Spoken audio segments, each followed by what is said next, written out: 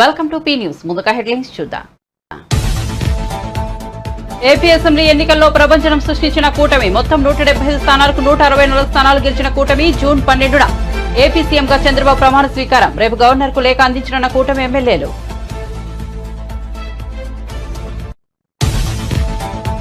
కాపల్లిలో నూకాంబిక అమ్మవారిని దర్శించుకున్న పవన్ కళ్యాణ్. మధ్యాహ్నం నూకాంబిక ఆలయానికి విచ్చేసిన జనసేనాని ఆలయ మర్యాదలతో స్వాగతం పలికిన అధికారులు.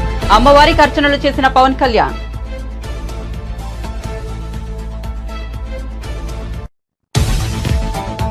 డిఎస్సీ ద్వారా త్వరలో టీచర్ పోస్టులు భర్తీ చేస్తామన్న సీఎం రేవంత్ రెడ్డి. వందే మాతరం ఫౌండేషన్ ఆధ్వర్యంలో నిర్వహించిన కార్యక్రమంలో పాల్గొన్న సీఎం వందే మాతరం ఫౌండేషన్ ప్రభుత్వ పాఠశాలను ప్రోత్సహిస్తోందని ప్రశంస.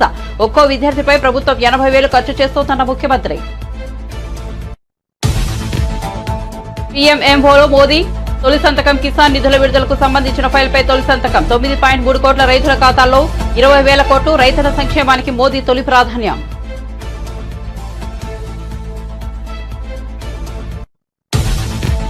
తాము ఎవరి ప్రాపకం కోసం చూడడం లేదన్న స్వామి స్వరూపానంద. విశాఖ శారదాపీఠం రాజకీయ నేతలతో ఎదగలేదని స్పష్టీకరణ. శ్రీశైలంలో కుంభాభిషేకం వద్దని జగన్ ప్రభుత్వానికి చెప్పామని వెల్లడి. తమ మాట వినిపించుకోలేదని, ఇప్పుడేం జరిగిందో అందరికీ తెలిసిందేనని వ్యాఖ్యలు. ఏపీ రాజధాని అమరావతిలో పర్యటించిన జమ్మలమడుగు బీజేపీ ఎమ్మెల్యే. రైతుల ఉద్యమ శిబిరాలను సందర్శించిన ఆదినారాయణ రెడ్డి. త్వరలోనే వైసీపీ భూస్థాపితం అవుతుందని వ్యాఖ్యలు. వైసీపీ వాళ్లను బీజేపీలో చేర్చుకోబోమని స్పష్టీకరణ.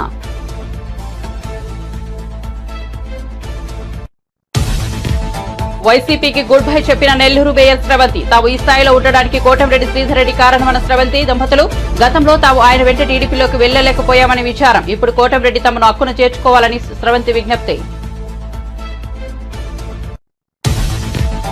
ప్రజలు ఓడించిన జగన్ రక్త చరిత్ర ఆపడం లేదన్న లోకేష్. కర్నూలు టీడీపీ నేత గౌరీనాథ్ హత్యపై ఎమ్మెల్యే వ్యాఖ్యలు. హంతకులను వదిలేది లేదని సీరియస్ వాణి. వైసీపీ దాడులకు చెక్ పెడతామని ప్రజలకు హామీ.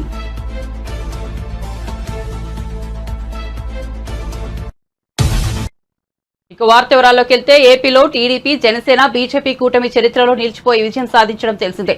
ఏపీలో మొత్తం అసెంబ్లీ స్థానాలు 175 కాగా కూటమి ప్రపంచం సృష్టిస్తూ ఏకంగా 164 స్థానాల్లో జయభేరి మోగించింది. టీడీపీ 135, జనసేన 21, బీజేపీ 8 స్థానాల్లో గెలిచాయి. ఈ నేపథ్యంలో టీడీపీ అధినేత చంద్రబాబు జూన్ 12న ఏపీ ముఖ్యమంత్రిగా ప్రమాణ స్వీకారం చేయనున్నారు. దీనికి ముందుగా జూన్ 11 చంద్రబాబును కూటమి ఎమ్మెల్యేలు శాసనసభాపక్ష నేతగా ఎన్నుకోనున్నారు. కూటమి తరపున గెలిచిన 164 మంది ఎమ్మెల్యేలు విజయవాడలోని ఏ కన్వెన్షన్ సెంటర్లో సమావేశం కానున్నారు. ఈ కీలక భేటీ ఉదయం 9:30 జరగనుంది. చంద్రబాబును కూటమి నేతగా ఎన్నుకున్న అనంతరం ఎమ్మెల్యేలు ఆ మేరకు గవర్నర్ కు లేఖ అందజేయనున్నారు. ఈ లాంఛనం ముగిసిన అనంతరం ప్రభుత్వం ఏర్పాటు చేయాలని చంద్రబాబును గవర్నర్ కోరనున్నారు.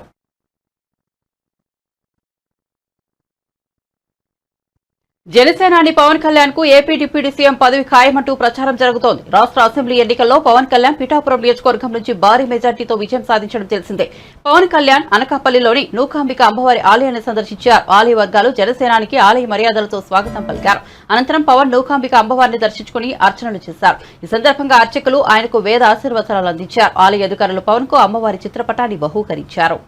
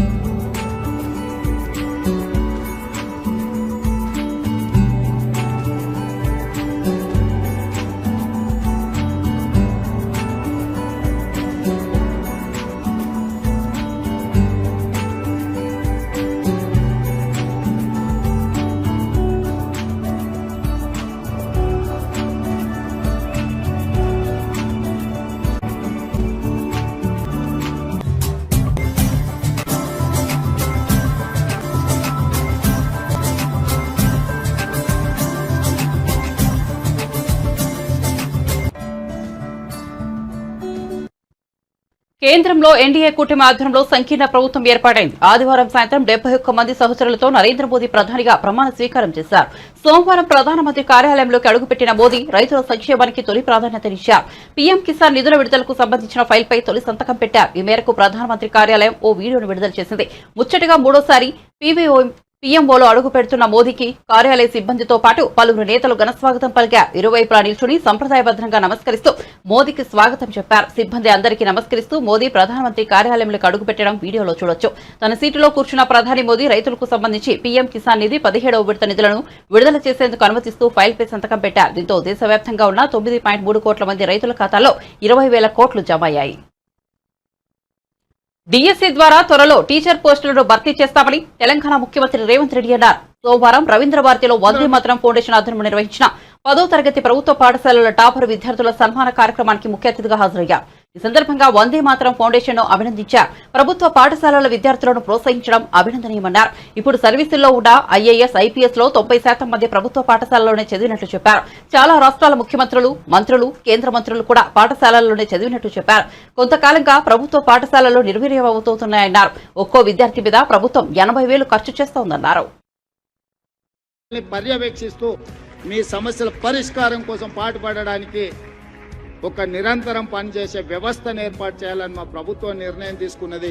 అదేవిధంగా వ్యవసాయ కమిషన్ను కూడా మేము ఏర్పాటు చేయబోతున్నాం. తద్వారా విత్తనాలు కానీ, నకిలీ విత్తనాలు కానీ, ఎరువులు కానీ, సంస్థలు కానీ, ప్రభుత్వాలు కానీ రైతులకు నష్టం జరిగినప్పుడు, రైతులకు అన్యాయం చేసినప్పుడు వాళ్ళ తరఫున ఆదేశాలు ఇవ్వడానికి, వాళ్ళ తరఫున ప్రభుత్వాలకు నివేదికలు చేర్చడానికి కమిషన్స్ అవసరం. ఈ విద్యా కమిషన్ని, అదేవిధంగా వ్యవసాయ కమిషన్ని ప్రాధాన్యతతో తీసుకొని మా ప్రభుత్వం వీటిని ఎస్టాబ్లిష్ చేస్తుంది.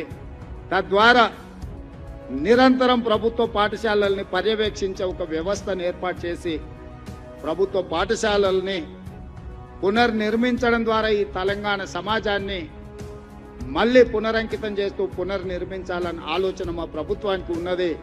మా ప్రభుత్వానికి భేషజాలు లేవు. ఎవరైనా అనుభవజ్ఞులు ఏదైనా మా ప్రభుత్వం దృష్టికి తీసుకొస్తే తప్పకుండా వాటిని ఆచరించడానికి, అమలు చేయడానికి మా ప్రభుత్వం ఎప్పుడూ సిద్ధంగా ఉంటుంది. అన్నీ మాకు తెలుసన్న ఆలోచన మా ప్రభుత్వానికి లేదు. ఎవరైనా ఇందులో ప్రత్యేకంగా స్టడీ చేసిన రిపోర్ట్స్ కానీ, నివేదికలు కానీ, సజెషన్స్ కానీ మా ప్రభుత్వానికి ఏమి ఇవ్వాలనుకున్నా ఎల్లవేళలా మా అధికారులు అందుబాటులో ఉంటారు. మా అధికారుల దృష్టికి తీసుకొస్తే నేను కూడా వాళ్ళు సూచించిన వ్యక్తులను, సంస్థల్ని కలవడానికి నాకు ఎలాంటి అభ్యంతరం లేదు. అందుకే ఈరోజు మిమ్మల్ని అందరినీ ప్రత్యేకంగా కలిసిన సందర్భంగా నాకు చాలా సంతోషం అనిపించింది. ప్రభుత్వ పాఠశాలల్లో కూడా ప్రతిభ కలిగిన విద్యార్థులు ఉన్నారంటే మీ విద్యార్థులు,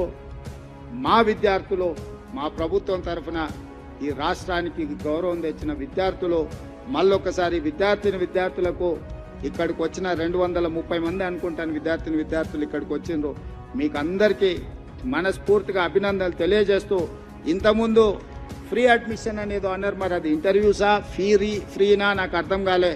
మా బుర్రా వెంకటేశం గారికి నేను ఆదేశాలు ఇస్తున్నా. ఈ 10/10 వచ్చిన విద్యార్థులకు ఫ్రీ అడ్మిషన్స్ కావాలని వాళ్ళు ఒక సూచన చేసిండ్రు. అదేందో నోట్ చేసుకొని వాళ్ళ ఫీ గవర్నమెంట్ పే చేయాలన్నా మాకు అభ్యంతరం లేదు. రెసిడెన్షియల్ కాలేజీలలో వాళ్ళ అడ్మిషన్లు అయినా తక్షణమే ఆ అడ్మిషన్స్ ఎట్లా వాళ్ళకి ఇప్పించాలనో మా సెక్రటరీ గారు ఇమ్మీడియట్గా దాని మీద దృష్టి పెట్టాలి. భవిష్యత్తులో కూడా ఈరోజు 10/10 సాధించిన విద్యార్థులకు నా సూచన, మళ్ళీ ఇంటర్మీడియట్లో కూడా స్టేట్ ర్యాంక్స్ తీసుకొని రావాలి. చాలామంది 10th క్లాస్లో బాగా వస్తారు, బాగా చదువుకున్నామని ఇంటర్లో జాయిన్ కాగానే కొంత విద్య పట్ల నిర్లక్ష్యం వహిస్తారు. ఈ 10th క్లాస్లో వచ్చిన గవర్నమెంట్ స్టూడెంట్స్ అందరూ ఇంటర్మీడియట్లో కూడా 12th క్లాస్లో కూడా మీరు మంచిగా రాణించాలి. మీరు భవిష్యత్తులో డాక్టర్లు, లాయర్లు, ఇంజనీర్లు, ఐఏఎస్లు, ఐపీఎస్లు కావాలని మేము ఆకాంక్షిస్తూ మీ అందరికీ ఈ ప్రభుత్వం అండగా నిలబడుతుంది. సమస్యల్ని పరిష్కరిస్తాం. ఉన్న సమస్యలు, నిరంతరంగా ఉండే సమస్యలు వీలైనంత మేరకు మీ సమస్యలు పరిష్కరించి మీకు మా ప్రభుత్వం ఉన్నది, ప్రజాప్రభుత్వం ఉన్నది, ఈ రాష్ట్రంలో ప్రజాపాలన జరుగుతున్నదనే నమ్మకం, విశ్వాసం కల్పించే విధంగా మా ప్రభుత్వం ముందుకు వెళ్తుందని తెలియజేస్తూ మీ అందరి దగ్గర సెలవు తీసుకుంటున్నాను. జై హింద్. తాము ఎవరి ప్రాపకం కోసం చూడడం లేదని, ఇది భక్తులతో ఎదిగిన పీఠమని, రాజకీయ నాయకులతో ఎదిగిన పీఠం కాదని విశాఖ శారదాపీఠం అధిపతి స్వామి స్వరూపానందేంద్ర సరస్వతి స్పష్టం చేశారు. ఎవరి ముందు చేయి చాచే పరిస్థితి తమకు లేదని అన్నారు. ఇది ఒక ఆధ్యాత్మిక పీఠమని, ధర్మం కోసమే తాము పనిచేస్తామని ఉద్ఘాటించారు. గత 4 ఏళ్ల నుంచి మేం ప్రెస్ మీట్ పెట్టలేదు. ఇదే మొదటిసారి. రాష్ట్రంలో ప్రభుత్వం మారింది. భారతదేశానికి దిశానిర్దేశం చేస్తున్న బీజేపీ మూడోసారి అద్భుతంగా గెలుపొందింది. కానీ అయోధ్య, ఉజ్జయిని వంటి క్షేత్రాలను గొప్పగా అభివృద్ధి చేసి కేదార్నాథ్, బద్రీనాథ్ వంటి క్షేత్రాలకు రహదారి సదుపాయాలు కల్పించిన మోదీ గత రాత్రి మూడోసారి ప్రధానిగా ప్రమాణం చేయడం మాకు చాలా ఆనందం కలిగించిందని పేర్కొన్నారు. కేదారు, బద్రీ, గంగోత్రి ప్రాంతాల్లో భక్తులు బాగా ప్రశాంతంగా వెళ్ళేటట్టు వెడల్పమైన రోడ్లు ఏర్పాట్లు చేసిన మోడీ మూడవసారి నిన్న రాత్రి ప్రమాణ స్వీకారం చేయడం మాకు చాలా ఆనందం వేసింది. ఆ రకంగానే మోడీ గారు ప్రమాణ స్వీకారం తరువాత ఈ రాష్ట్రంలో చంద్రబాబు నాయుడు గారు, అలాగే పవన్ కళ్యాణ్ గారు, మోడీ ఈ కూటమి ఏదైతే ఉందో ఆ కూటమి ప్రమాణ స్వీకారం ముందుగా ఈ ప్రెస్ మీట్ పెట్టాలి అని ఉద్దేశం చేత మేము ఏర్పాటు చేశాము.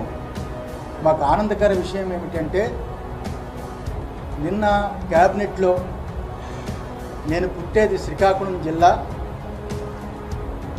శ్రీకాకుళం ప్రాంతం.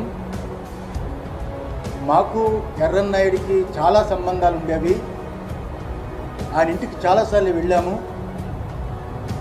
ఆయన కూతురు పెళ్ళికి కూడా రాజమండ్రిలో జరిగితే మేము వెళ్ళాము. వారికి మేమంటే అపారమైన ప్రాణం. మొదటిసారి ఎంపీగా అబ్బాయి గెలిచిన తర్వాత, గెలవక ముందు అరసవెల్లిలో ఆయన ఆశీర్వదించడం కూడా జరిగింది రామ్మోహన్ నాయుడిని. అలాంటి చిన్న కుర్రాడు ఈరోజు మన ఆంధ్ర రాష్ట్రం తరపున, ముఖ్యంగా శ్రీకాకుళం జిల్లా, మేము పుట్టిన జిల్లాలో ఆయన ఉండి, ఆయన పుట్టి, ఆయన క్యాబినెట్ ర్యాంకు భారతదేశానికే ఒక మంత్రి అవడం మాకు చాలా ఆనందకరమైన విషయం. అంత గొప్ప అదృష్టాన్ని పొందాడు అంటే రామ్మోహన్ నాయుడు, చంద్రబాబు నాయుడే కారణం. చంద్రబాబు నాయుడు అతన్ని ప్రపోజ్ చేసి మంత్రిగా చేయడం చాలా ఆనందదాయకం. ఆ రకంగానే రేపు 12వ తారీఖు బహుశా 11:27 చంద్రబాబు నాయుడు ముఖ్యమంత్రిగా ప్రమాణ స్వీకారం. చాలా అత్యద్భుతమైన ముహూర్తము, సింహలగ్నము, చాలా బ్రహ్మాండమైన ముహూర్తము. ఆయన ఈ రాష్ట్రాన్ని, ముఖ్యంగా దేవాదాయ ధర్మాదాయ శాఖ, టీటీడీ ఈ వ్యవస్థల్ని చాలా గొప్పగా పరిపాలించాలి. ఈ రాష్ట్ర ప్రజలకి, ఈ భక్తులకి చాలా భాగ్యమైన పరిపాలన అన్నట్టుగా చంద్రబాబు నాయుడు గారు, లోకేష్ గారు, అలాగే పవన్, వీళ్ళందరూ ప్రజలకి నచ్చేటట్టుగా పరిపాలించాలని మనస్ఫూర్తిగా ఆశీర్వదిస్తూ, చంద్రబాబు నాయుడు గారు చాలా కాలం రాజకీయాల్లో అనుభవజ్ఞుడు, 3 పర్యాయాలు ముఖ్యమంత్రిగా చేసిన వ్యక్తి. ప్రజాస్వామ్యాన్ని గౌరవించిన పార్టీ టీడీపీ అని ఆ పార్టీ అధికార ప్రతినిధి కొమ్మారెడ్డి పట్టాభిరామ్ అన్నారు. వైఎస్ఆర్సీపీ అధికారంలో ఉండగా కూటమి పార్టీలంతా కలిసి ప్రజాస్వామ్య పరిరక్షణ ఉద్యమాన్ని చేపట్టాయని చెప్పారు. రాష్ట్రంలో ప్రజాస్వామ్యాన్ని బతికించామన్నారు. అమరావతిలోని టీడీపీ కేంద్ర కార్యాలయంలో నిర్వహించిన మీడియా సమావేశంలో పట్టాభి మాట్లాడారు. వైఎస్ఆర్సీపీ నేతలు చేస్తున్న ఆరోపణలపై ఆగ్రహం వ్యక్తం చేశారు. జిల్లాల వారీగా, నియోజకవర్గాల వారీగా పిల్ల సైకోలుగా ముద్ర వేయించుకున్నటువంటి నాయకులందరూ మీడియా ముందుకు వచ్చి నంగనాచుల్లాగా మాట్లాడుతూ ఉన్నారు. అసలు ఏ పాపం ఎరగనటువంటి వ్యక్తులుగా అత్యంత బుద్ధిమంతుల్లాగా మాట్లాడుతూ ఉంటే రాష్ట్ర ప్రజలందరూ కూడా ముక్కు నేలేసుకుంటా ఉన్నారు. ఓరు మీ దుంపదగా ఏం మాట్లాడుతూ ఉన్నారా, మీరు చేసినటువంటి పిచ్చి చేష్టలేంటి, మీరు మాట్లాడుతున్నటువంటి మాటలు ఏంటని చెప్పి. జూన్ 4వ తేదీన మీ అందరికీ తెలుసు, రాష్ట్రంలో ప్రతి ఊర్లో కూడా ఒక దీపావళి పండుగ జరుపుకున్నారు. ఒక నియంత పాలనకి ముగింపు పలికిన రోజు, రాష్ట్రానికి తిరిగి స్వాతంత్రాన్ని అందించినటువంటి రోజు జూన్ 4, 2024 చరిత్రలో నిలిచిపోతుంది. ఆ రోజున పెద్ద ఎత్తున ఉత్సవాలు సంబరాలు జరుపుకున్నారు. ఈ రోజుకి కూడా ఆ పండుగ వాతావరణం ఆగలేదు. జూన్ 12 కోసం ఎదురు చూస్తూ ఉన్నారు. ఈ రోజున నారా చంద్రబాబు నాయుడు అనే నేను అన్న వాక్యాన్ని వినడం కోసం ఎన్నో రోజులుగా తపిస్తున్నటువంటి రాష్ట్ర ప్రజలు జూన్ 12 ఉదయం 11:27 నారా చంద్రబాబు నాయుడు అనే నేను అన్న వాక్యాన్ని వినబోతున్నారు. ఆ రోజున తిరిగి ఒక సంక్రాంతి పండుగ జరుపుకోవటానికి సంసిద్ధులవుతా ఉన్నారు ప్రజలందరూ కూడా. రాష్ట్రంలో వాతావరణం ఈ విధంగా ఉంటే ఈ పిల్ల సైకో మోకొచ్చి మీడియా ముందుకు వచ్చి అప్పుడే ఆడవటం మొదలెట్టారు. అయ్యో అమ్మో మా పైన దాడులు చేస్తా ఉన్నారు, మమ్మల్ని చితగొడతా ఉన్నారు అని రకరకాల డ్రామాలు అప్పుడే మొదలుపెట్టేశారు. కానీ జరుగుతున్నటువంటి వాస్తవాలు ఏంటో ఒకసారి గమనిస్తే, నిన్న కర్నూలు జిల్లాలో బొమ్మిరెడ్డిపల్లిలో మా పార్టీ నాయకుడు గిరినాథ్ చౌదరి గారిని అత్యంత కిరాతకంగా నడి రోడ్డు మీద హత్య చేశారు వైసీపీ సైకో మోకలు. మాజీ ఎమ్మెల్యే కంగాటి శ్రీదేవి కుటుంబ సభ్యులు, అనుచరులు మా పార్టీ నేత గిరినాథ్ చౌదరిని అత్యంత కిరాతకంగా నడి రోడ్డు పైన హత్య చేశారు. నిన్న 24 గంటలు కూడా అవలేదు. దీనికి ఏం చెప్తారు ఈ పిల్ల సైకోలు? ఇవాళ హింసని ప్రేరేపిస్తున్నది ఎవరు? హింసకి పాల్పడుతున్నది ఎవరు? గిరినాథ్ చౌదరిని చంపింది వైసీపీ పిల్ల సైకోలు, అవునా కాదా? ఇవాళ నంగనాచుల్లాగా మీడియా ముందుకు వచ్చి మాట్లాడుతున్నటువంటి ఆ గుడివాడ గుట్కాగాడిని అడుగుతా ఉన్నా, ఎరా కొడాలి నాని, ఎవర్రా చంపింది? గిరినాథ్ చౌదరి అనే తెలుగుదేశం పార్టీ నాయకుడిని ఎవరు చంపింది? మీ పార్టీ సైకో మోకలు కాదా? ఏమయ్యా పేరుని నాని, ఏంటయా మాట్లాడుతా ఉన్నావు మీడియా ముందుకు వచ్చి? కౌంటింగ్కి 2 రోజుల ముందున నువ్వు వచ్చి మాట్లాడినటువంటి మాటలేంటి? గంటలు లెక్క పెట్టుకోండిరా, మీ సంగతి తేలుస్తాం. ఏది కౌంటింగ్కి 2 రోజుల ముందు? దాన్ని బట్టి అర్థం కావట్లేదా మీ వ్యవహార శైలి ఏంటో? ఒక పక్కన ఇటువంటి దారుణాలు చేస్తూ ప్రజలు మక్కిలెరగొట్టి మిమ్మల్ని మోకాళ్ళ మీద నుంచోబెట్టిన 11 సీట్లతో మిమ్మల్ని మోకాళ్ళ మీద నుంచోబెట్టారు ఈ రాష్ట్రంలో. ప్రజా తీర్పు ఆ విధంగా ఉన్నా కూడా ఇంకా బుద్ధి తెచ్చుకోకుండా ఈ సైకో చేష్టలు, ఈ దారుణాలు, ఈ హత్యలు ఇంకా కొనసాగిస్తూ నంగనాచుల్లాగా వచ్చి నీతులు మాట్లాడతారా? ప్రజాస్వామ్యాన్ని రక్షించాలంట. రాష్ట్ర గవర్నర్ గారి దగ్గరికి వెళ్ళి విన్నపాలు ఇస్తారు, విన్నపాలు. Jammalamadugu BJP MLA Adinarayana Reddy AP రాజధాని అమరావతి ప్రాంతంలో రైతుల ఉద్యమ శిబిరాలను సందర్శించారు. ఈ సందర్భంగా ఆయన ఆసక్తికర వ్యాఖ్యలు చేశారు. వైసీపీ ఎమ్మెల్యేలు, ఎంపీలు బీజేపీలో చేరాలని చూస్తున్నారని తెలిపారు. అయితే వైసీపీ వాళ్లను బీజేపీలో చేర్చుకోవమని స్పష్టం చేశారు. వైసీపీ తరహాలోనే భూస్థాపితం అవుతుందని ఆదినారాయణ రెడ్డి అన్నారు. ఎన్నికల్లో జగన్ ఓటమికి అమరావతి ఉద్యమం కూడా ఒక కారణమని అభిప్రాయపడ్డారు. రాజధాని తరలించాలని చూసిన జగన్ కు ప్రజలే బుద్ధి చెప్పారని అన్నారు. గత ఎన్నికల్లో వైసీపీ 151 మంది ఎమ్మెల్యేలు, 22 మంది ఎంపీలను గెలవగా ఈసారి ఘోరంగా 11 మంది ఎమ్మెల్యేలు, 4 ఎంపీలు మాత్రమే గెలిచారు. నెల్లూరు మేయర్ స్రవంతి, ఆమె భర్త పొట్లూరి జయవర్ధన్ వైసీపీకి రాజీనామా చేశారు. ఈ సందర్భంగా స్రవంతి మీడియాతో మాట్లాడారు. తాము రాజకీయాల్లో ఈ స్థాయిలో ఉన్నామంటే అందుకు నెల్లూరు రూరల్ ఎమ్మెల్యే కోటంరెడ్డి శ్రీధర్ రెడ్డి కారణమని వెల్లడించారు. తనకు ఎలాంటి రాజకీయ నేపథ్యం లేదని, కానీ కోటంరెడ్డి శ్రీధర్ రెడ్డి కార్పొరేటర్లకు అవకాశం ఇచ్చి రాజకీయాల్లో ప్రోత్సహించారని తెలిపారు. శ్రీధర్ రెడ్డి వైసీపీని వీడినప్పుడు కొన్ని ఒత్తిళ్ల కారణంగా తాము ఆయన వెంట నడవలేకపోయామని స్రవంతి విచారం వ్యక్తం చేశారు. అయినప్పటికీ శ్రీధర్ రెడ్డి తమను పల్లెత్తు మాట అనలేదని పేర్కొన్నారు. జరిగిన విషయాలను పెద్ద మనసుతో మన్నించి తమను ఆక్కున చేర్చుకోవాలని కోటంరెడ్డి శ్రీధర్ రెడ్డికి విజ్ఞప్తి చేస్తున్నామని తెలిపారు. టెన్షన్ కానీ, కష్టానికి కానీ మా దాకా రానివ్వకుండా నేను కార్పొరేటర్గా గెలవాలి అని మాకంటే కూడా ఆ కష్టాన్ని కానీ ఆ టెన్షన్ని కానీ తీసుకొని శ్రీధర్ రెడ్డి గారి సోదరులైనటువంటి గిరిధర్ రెడ్డి గారు మమ్మల్ని కార్పొరేటర్గా గెలిపించడం జరిగింది. గెలిపించినటువంటి కొన్ని రోజులకే నాకు అనుకోని ఊహించినటువంటి ఈ మేయర్ పదవిని నాకు శ్రీధర్ అన్న గారు ఇవ్వడం జరిగింది. నాకు రాజకీయాల్లోకి అడుగు పెట్టడానికి అవకాశం కల్పించినటువంటి నాయకులు శ్రీధర్ అన్న గారు.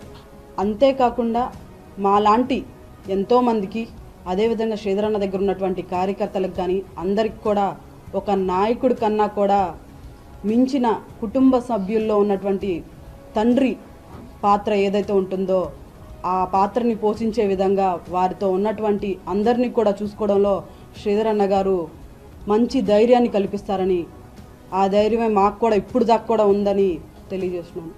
నాకైతే రాజకీయంలోకి రావడానికి వచ్చిన కొత్తల్లో మీరందరూ కూడా నన్ను చూసుంటారు. నేను ఏ విధంగా ఉన్నానో, ఏ విధంగా ఎవరైనా చూసినా కానీ మాట్లాడినా కానీ ఎంత భయపడేదాన్ని. నాకు ఈ రాజకీయాన్ని, ఈ ధైర్యాన్ని నింపిన నాయకుడు మాత్రం శ్రీధర్ అన్న గారు మాత్రమే. మీరు చూసుకుంటే మేము శ్రీధర్ అన్న ఎప్పుడైతే అధికార పక్షాన్ని వదిలేసి ప్రతిపక్షానికి వెళ్ళారో మేము కూడా శ్రీధర్ అన్నతోటే వెళ్ళడం జరిగింది. ఈరోజు ఇది నేను చెప్పడం కాదు, మీరందరూ కూడా చూస్తుంటారు. ఆ రోజు నేను శ్రీధర్ అన్న పక్కన కూర్చొని శ్రీధర్ అన్న చెప్పితే నా మేయర్ పదవికైనా రాజీనామా చేస్తాను, అది కూడా బాధతో కాదు సంతోషంగా అని మీ అందరికి కూడా చెప్పి ఉన్నాను. కానీ అప్పుడు ఉన్నటువంటి పరిస్థితుల్లో, అప్పుడు అధికార పక్షంలో ఉన్నటువంటి కాంగ్రెస్ పార్టీ మా మీద తీసుకొచ్చినటువంటి ఒత్తిళ్లు మీ అందరికి కూడా తెలుసు. అది కూడా కాకుండా మీకు తెలియనివి కూడా మా మీద ఎన్నో ఒత్తిళ్లు తీసుకురావడం జరిగింది. వాటికి తట్టుకునే అంత పరిస్థితి మాకు ఉన్నటువంటి పరిస్థితిని మేము దిగజారిపోయి ఒక రాంగ్ డిసిషన్ తీసుకొని మళ్ళీ వెనక్కి కాంగ్రెస్ పార్టీలోకి వెళ్లాల్సి వచ్చింది. వెళ్ళినా కూడా అప్పటి నుంచే మాకు చెప్పింది ఒకటే, శ్రీధర్ అన్నని కానీ గిరిధర్ అన్నని కానీ మీరు ఎక్కడొకటి తిట్టాలి లేదా మీరు ప్రెస్ మీట్ పెట్టాలి అని చెప్పారు. కానీ మేము మాత్రం వాళ్ళందరికీ చెప్పింది ఒకటే, శ్రీధర్ అన్నని కానీ వారి సోదరుడిని కానీ మేము తిట్టే పరిస్థితి ఎప్పటికీ రాదు, మీరు అవి మాకు చెప్ప అవసరం లేదన్నారు. వాళ్ళు అప్పటికి కూడా వదలకుండా మాకు ఒకటే చెప్పారు, ఎవరైనా తిట్టి ఉంటారు కదా శ్రీధర్ అన్నని కానీ వారి సోదరుడిని కానీ, వాటిల్ని లింక్ మాకు పెట్టి మీ ఫేస్బుక్లో కానీ వాట్సాప్ స్టేటస్లో కానీ పెట్టాలని కూడా వాళ్ళు మాకు ఒత్తిడి చేశారు. మాకు శ్రీధర్ అన్న మీద ఉన్నటువంటి అభిమానం మేము ఎప్పుడు ఆ పని చేయడానికి మేము ఎప్పుడు ఆలోచించలేదు. శ్రీధర్ అన్నను తిట్టడానికి కానీ ఆయన గురించి చెడ్డగా అనుకోవడానికి కూడా మేము ఎప్పుడు ఆలోచన చేయలేదని మీ అందరికి కూడా తెలియజేసినాను. ఇది నేను చెప్పడం కాదు, మీరు ఎక్కడైనా గతంలో కానీ ఎప్పుడైనా కానీ ఒక్కసారి ఆలోచించుకోండి. నేను ఎక్కడైనా మాట్లాడినా కూడా శ్రీధర్ అన్న గురించి ఒక పల్లెత్తి మాట్లాడే పరిస్థితి మాది కాదు. మళ్ళీ మమ్మల్ని హక్కును చేర్చుకోవాలని మేము మనస్ఫూర్తిగా కోరుకుంటూ ఈరోజు ఈ మీడియా సమావేశాన్ని పెట్టడానికి కారణం అదే అని మీ అందరూ. ఫ్యాక్షన్ పాలన వద్దని ఆంధ్రప్రదేశ్ ప్రజలు జగన్ చీకొట్టారు. ఎన్నికల్లో ఘోరంగా ఓడించారు. అయినా జగన్ తన రక్త చరిత్రను ఆపడం లేదు అంటూ మంగళగిరి ఎమ్మెల్యే నారా లోకేష్ వ్యాఖ్యానించారు. టీడీపీ కర్నూలు నేత గౌరీనాథ్ హత్యను ఉద్దేశించి లోకేష్ ఈ వ్యాఖ్యలు చేశారు. బాబాయిని చంపినట్లే జగన్ జనాలను చంపుతున్నారంటూ తీవ్ర ఆరోపణలు చేశారు. జగన్ ఇప్పటికైనా హత్య రాజకీయాలు ఆపేయాలని, లేదంటే తీవ్ర పరిణామాలు ఎదుర్కోవాల్సి వస్తుందని హెచ్చరించారు.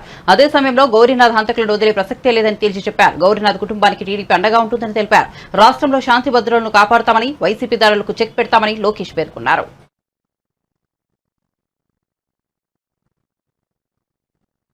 ప్రముఖ నటుడు హిందూపురం ఎమ్మెల్యే నందమూరి బాలకృష్ణ తన పుట్టినరోజు సందర్భంగా సూగూరు ఆంజనేయ స్వామిని దర్శించుకున్నారు. ఆలయ సిబ్బంది ఆయనకు స్వాగతం పలికారు.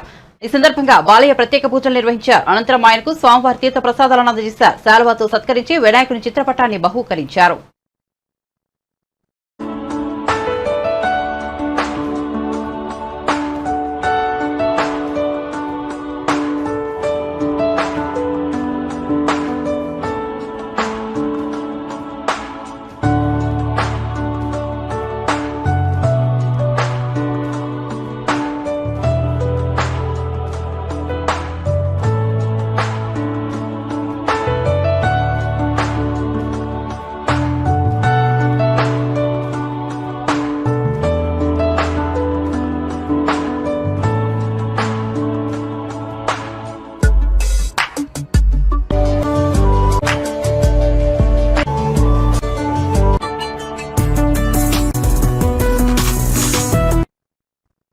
ఆంధ్రప్రదేశ్లోని మద్యం ప్రియులకు ఇది బ్రహ్మాండమైన శుభవార్తే. గత 5 ఏళ్లుగా బ్రాండెడ్ మద్యం కోసం కళ్లు కాయలు కాచేలా ఎదురుచూసిన వారి ఆశలు ఫలించాయి. ప్రభుత్వం మారడంతో బ్రాండెడ్ మద్యం మళ్లీ దిగుమతి అవుతోంది. కొత్త స్టాక్ తో మద్యం దుకాణాలు కలకలలాడుతున్నాయి. తాజాగా కింగ్ ఫిషర్ బీర్లు గోడౌన్లకు చేరుకున్నాయి. గోదాములోని లారీల నుంచి బీర్లను అన్లోడ్ చేస్తున్న వీడియోను టీడీపీ అధికార ప్రతినిధి ఆనం వెంకటరమణారెడ్డి తన ఎక్స్ ఖాతాలో పంచుకున్నారు. ఏపీ నుంచి మాయమైపోయిన బీర్లు మళ్లీ వచ్చాయని ఆయన దానికి క్యాప్షన్ తగిలించారు. ఈ వీడియోపై నెటిజన్లు సంతోషం వ్యక్తం చేస్తూ కామెంట్లు పెడుతున్నారు. కింగ్ ఫిషర్ ఒకటే కాదని ఫలానా బ్రాండ్లు కావాలంటూ వాటి లిస్టు కూడా పెడుతున్నారు. దీనికి స్పందించిన ఆనం త్వరలోనే అన్ని మద్యం బ్రాండ్లు దొరుకుతాయని పేర్కొన్నారు. మరోవైపు ఇష్టమైన మద్యం మళ్లీ అందుబాటులోకి వస్తుండటంతో నెటిజన్లు మీమ్స్ తో సెలబ్రేట్ చేసుకుంటున్నారు.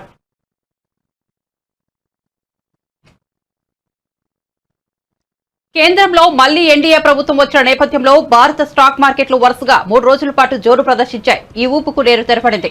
దేశ రాజకీయ పరిణామాలు అందించిన ఉత్సాహంతో 3 రోజుల పాటు లాభాల్లో పయనించిన స్టాక్ మార్కెట్ సూచీలు నేడు అంతర్జాతీయ పరిణామాలతో ప్రభావితమయ్యాయి. బీఎస్సీ సెన్సెక్స్, ఎన్ఎస్సీ నిఫ్టీ స్వల్ప నష్టాలు చవిచూశాయి.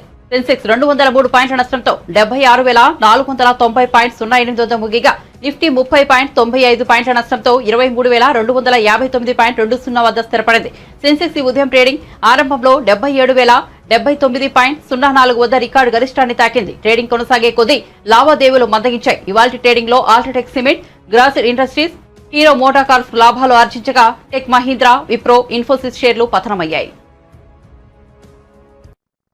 బులెటిన్ ముగించే ముందు హెడ్లైన్స్ మరోసారి చూద్దాం.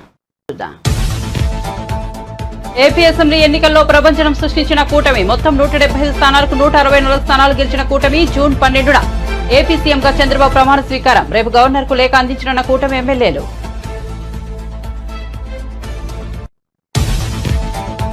కాపల్లిలో నూకాంబిక అమ్మవారిని దర్శించుకున్న పవన్ కళ్యాణ్. మధ్యాహ్నం నూకాంబిక ఆలయానికి విచ్చేసిన జనసేనాని ఆలయ మర్యాదలతో స్వాగతం పలికిన అధికారులు.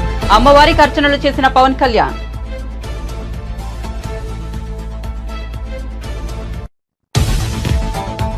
డిఎస్సీ ద్వారా త్వరలో టీచర్ పోస్టులు భర్తీ చేస్తామన్న సీఎం రేవంత్ రెడ్డి. వందే మాతరం ఫౌండేషన్ ఆధ్వర్యంలో నిర్వహించిన కార్యక్రమంలో పాల్గొన్న సీఎం వందే మాతరం ఫౌండేషన్ ప్రభుత్వ పాఠశాలను ప్రోత్సహిస్తోందని ప్రశంస. ఒక్కో విద్యార్థిపై ప్రభుత్వం 80,000 ఖర్చు చేస్తోందన్న ముఖ్యమంత్రి. పీఎంఎంఓలో మోదీ తొలి సంతకం. కిసాన్ నిధుల విడుదలకు సంబంధించిన ఫైల్పై తొలి సంతకం. 9.3 కోట్ల రైతుల ఖాతాల్లో 20,000 కోట్లు. రైతుల సంక్షేమానికి మోదీ తొలి ప్రాధాన్యం.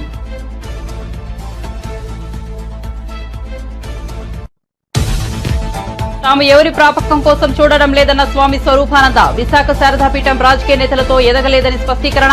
శ్రీశైలంలో కుంభాభిషేకం వద్దని జగన్ ప్రభుత్వానికి చెప్పామని వెల్లడి. తమ మాట వినిపించుకోలేదని, ఇప్పుడేం జరిగిందో అందరికీ తెలిసిందేనని వ్యాఖ్యలు. ఏపీ రాజధాని అమరావతిలో పర్యటించిన జమ్మలమడుగు బీజేపీ ఎమ్మెల్యే. రైతుల ఉద్యమ శిబిరాలను సందర్శించిన ఆదినారాయణ రెడ్డి. త్వరలోనే వైసీపీ భూస్థాపితం అవుతుందని వ్యాఖ్యలు. వైసీపీ వాళ్లను బీజేపీలో చేర్చుకోబోమని స్పష్టీకరణ.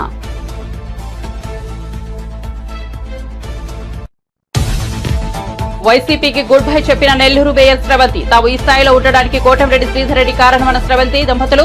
గతంలో తాము ఆయన వెంట టీడీపీలోకి వెళ్లలేకపోయామని విచారం. ఇప్పుడు కోటంరెడ్డి తమను హక్కును చేర్చుకోవాలని స్రవంతి విజ్ఞప్తి.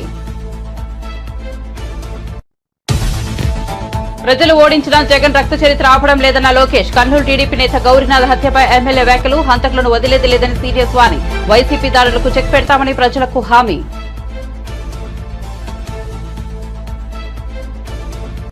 మరిన్ని అప్డేట్స్ కోసం చూస్తూనే ఉండండి పీ న్యూస్.